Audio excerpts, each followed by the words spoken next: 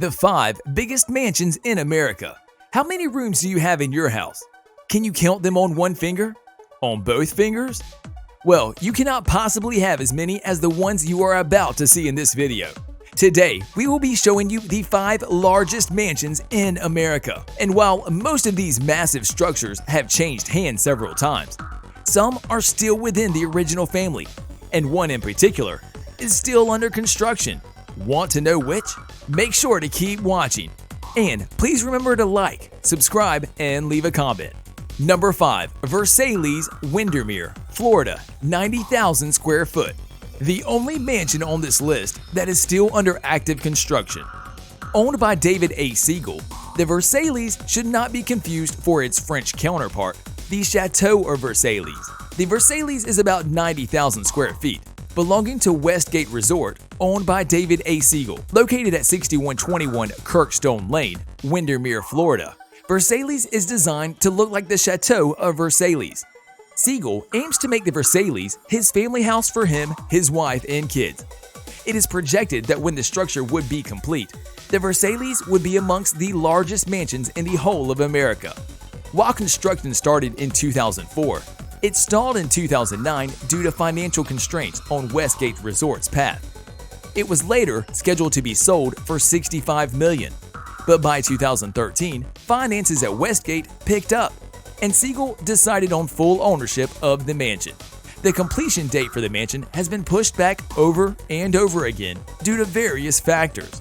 Jackie Siegel, last projected in December 2020, would take them about 18 months to complete the project. The palatial mansion has amenities such as a ballroom, 20-car garage, a stained glass dome, multiple pools, a 2-story wine cellar, a 2-lane bowling alley, dining that can seat 50 people, 4 fireplaces, and 10 satellite kitchens. The main chef's kitchen, 13 bedrooms, 23 bathrooms, and other spaces under construction. Though the death of Siegel's daughter affected the project's progress, the project is still well on its way to completion.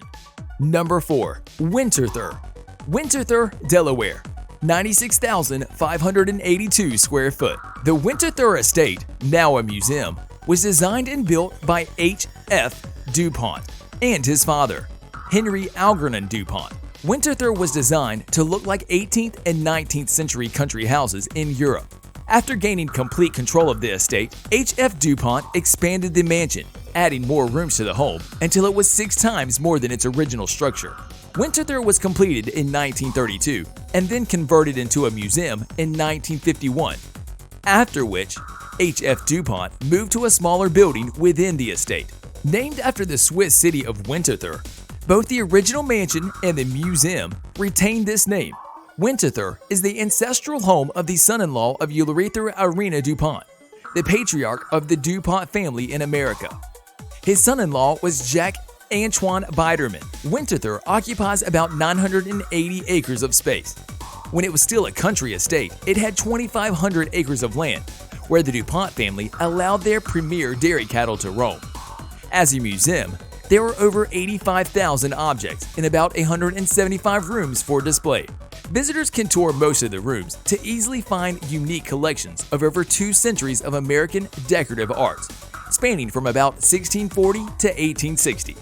Some of these well-preserved American history pieces are reorganized as the finest of American culture and fine arts. The Library of Winterthur includes more than 87,000 volumes and about 500,000 manuscripts and images. The predominant nature of these pieces relates to American architecture, history, and decorative arts. This structure is not only a museum, as it also houses facilities for extensive research, conservation, and education. What a structure Winterthur is! Number 3. Arden House, Harriman, New York, 97,188 square foot. At about 40,000 acres, Arden is the 3rd largest standing mansion on this list.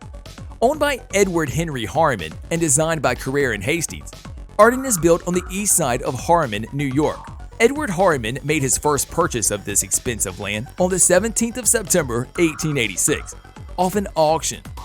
He bought 7,863 acres for $52,500 back then. and over time added to the land an additional 20,000 acres.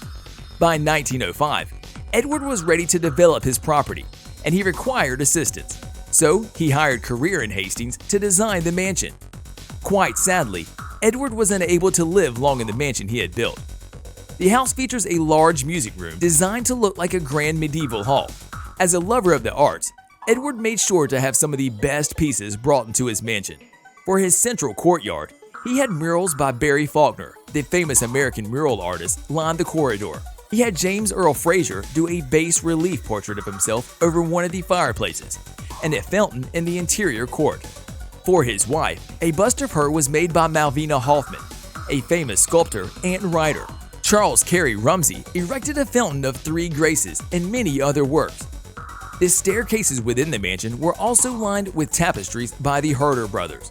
After his death, the house was given to his son, W. Averill Harriman, when he was wedded in 1915. Harriman's widow, who gave Averill the house, still lives in the building's west wing. After the U.S. joined the Second World War, the Harrimans offered the mansion to the U.S. Navy. The Navy turned the building into a convalescent hospital, the first of its kind for the Navy. In 1950, the mansion was given to Columbia University by Averill and his brother Roland as home of the American Assembly, a public policy institute founded by Dwight D. Eisenhower the same year. Arden was identified as America's first conference center. It was later named as National Historic Landmark in 1966, although it isn't open for public exhibition.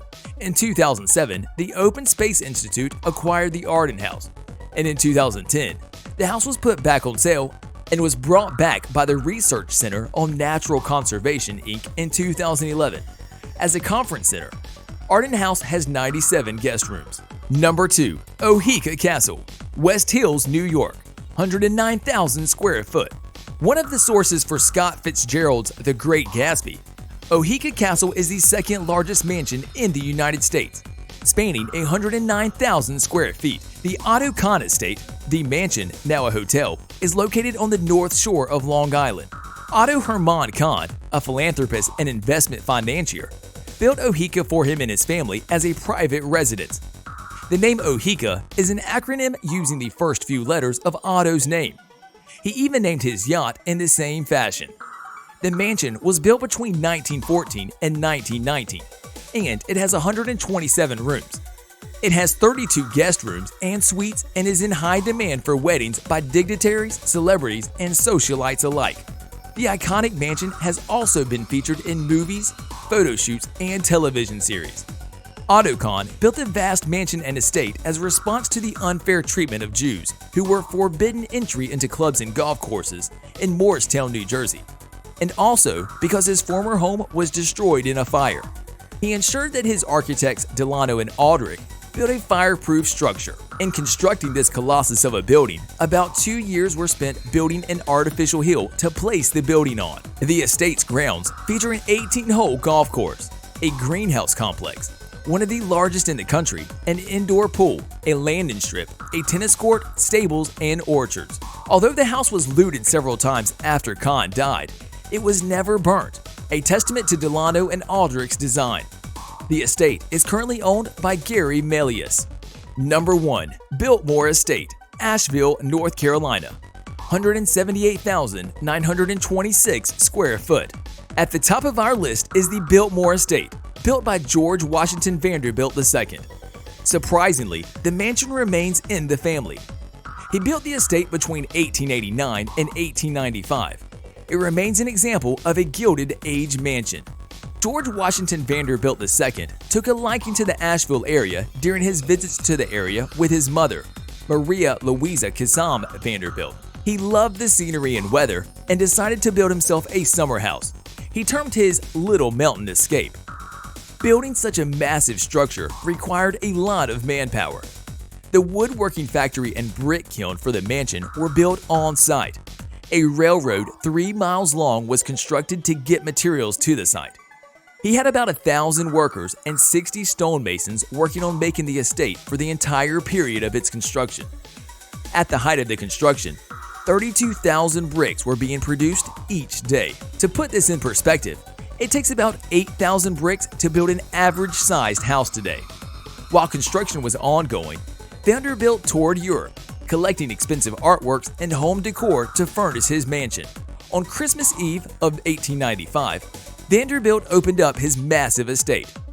After his unexpected death in 1919, his wife completed a sale of part of the estate to the federal government, which was initially imitated by her husband when maintenance had become too expensive. Congress passed a new income. During World War II, 62 paintings and 17 sculptures were moved from the National Gallery of Arts by train to the Biltmore Mansion for safekeeping. The Biltmore Company currently oversees the estate, and a 210-room luxury hotel was opened on the Biltmore Estate in 2001, named the Inn on Biltmore Estate. In 2011, the Antler Hill Village was opened on the Biltmore Estate. In 2015, the Village Hotel was opened, a more inexpensive option to the inn. The Village Hotel has 2,019 rooms. These are the largest mansions in all of the United States. While most of these mansions have been converted to either museums or hotels, their massive sizes are testaments to the wealth that orchestrated their births. Suppose you enjoyed this video. Like, comment, and share. Doing this helps our channel grow.